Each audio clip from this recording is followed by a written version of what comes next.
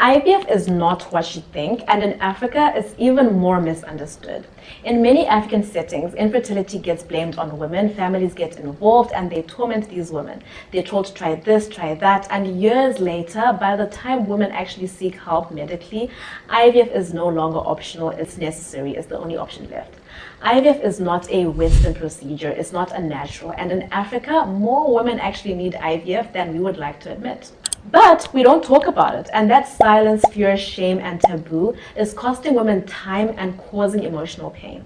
So today, I want to explain IVF simply, clearly, and honestly, in a way that actually makes sense for African women. Hi everyone, I'm Dr. Natalie Caitlin. Welcome to a new video on my channel.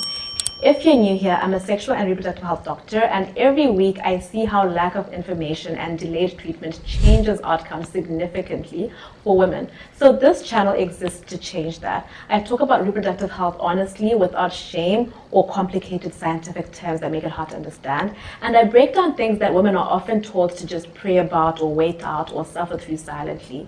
And my vlogs are centered on intentional womanhood and productivity. So if you've ever had questions about fertility, IVF, hormones, sex, reproductive health, STIs, and anything in between, or you're just a woman or a young girl wishing to elevate and thrive in life, you are in the right place. So do subscribe to my channel, and let's get into today's topic. So what is IVF? IVF is short for in vitro fertilization, which is basically where pregnancy happens by fertilizing an egg with a sperm outside the human body in a controlled medical environment. IVF does not replace your body, it assists it. And there are actually 4 main steps in the IVF process. First, we stimulate the ovaries to produce multiple eggs. In a normal menstrual cycle, your ovary releases only 1 egg. In IVF, we use FSH injections to make the ovaries produce more than 1 egg that month. FSH, or follicle stimulating hormone, is actually a naturally occurring hormone in your body, and the dose that you're given is calculated according to your weight and your age. One common myth I hear is that IVF finishes your eggs. This is not true. The eggs that we take are grown from that pool that had the potential to grow that specific month, and the next month you'll have a new pool of eggs.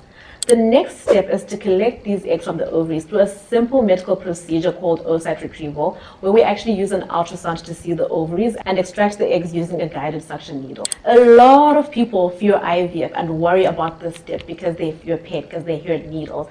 But this step is actually done under anesthesia, so you won't feel anything, and the process itself takes only about 30 minutes, give or take. Next, the eggs are combined with the sperm in the embryo lab, which is where the fertilization happens. Usually this just involves pouring the man's semen into a little dish with the eggs on them and watching the sperms fertilize the eggs themselves.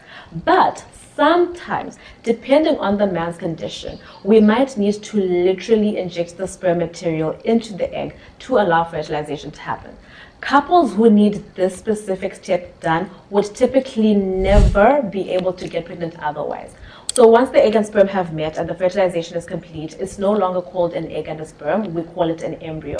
And finally, once the embryos have been formed, we carefully select one and place it back into the uterus. And then it implants into the uterus, and the pregnancy continues to grow in the exact same way a baby formed in the body would have grown.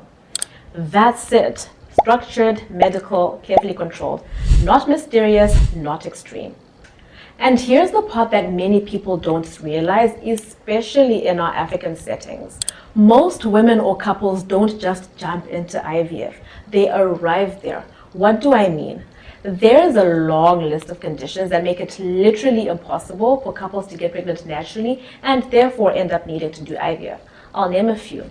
Women who have had tubal damage, maybe because they had an ectopic pregnancy before and had to get their tubes removed, or maybe they have damage from previous infections or surgery. They can't get pregnant naturally, and IVF is the only way for them to have a child.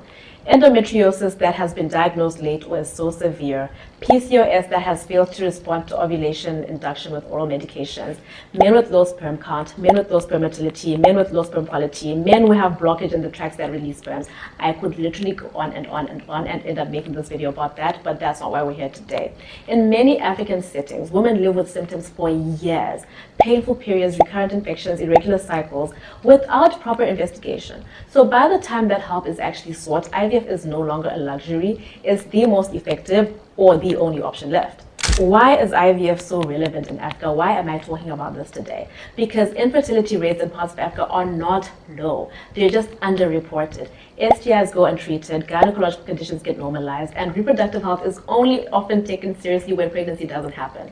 Delayed care is one of the biggest reasons why IVF becomes the only option, why it becomes necessary.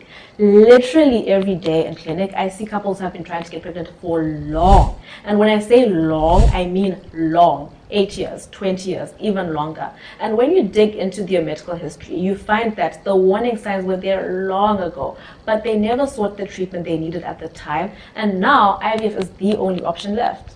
So why then is IVF still whispered about? From the top of my head, culture, religion, shame, fear of what we're going to say because of, again, culture, religion, as well as cost. For many women, needing IVF feels like a personal failure when actually it's a medical reality. Silence does not protect women, information does. Ignoring signs and symptoms does not help you. Seeking help and correction of those underlying conditions early does. So let's clear this up. IVF is not playing God. IVF does not mean that your body failed. IVF is not only for older women. IVF does not mean that your baby is any different or any less. And IVF is not always the first option, but sometimes it's the best or the only one. Needing IVF is not a weakness. I need to repeat this. Needing IVF is not a weakness. It's not giving up. It's basic healthcare for people who otherwise would not have been able to have children, and African women deserve access to it without shame, secrecy, taboos, or delay. If you have any questions regarding IVF in Africa or fertility in general, do leave a comment below and let's get the conversation going. I would be more than happy to get into the details of where to do IVF in Africa, what options are closest to you, the cost involved, the things involved, and anything else that you'd want to know. Just leave a comment below or DM me and I'll be happy to get into that with you guys. Please also like this video and share it to as many people as you possibly can. Subscribe for more reproductive health content and I will see you in my next one. Thanks so much for watching.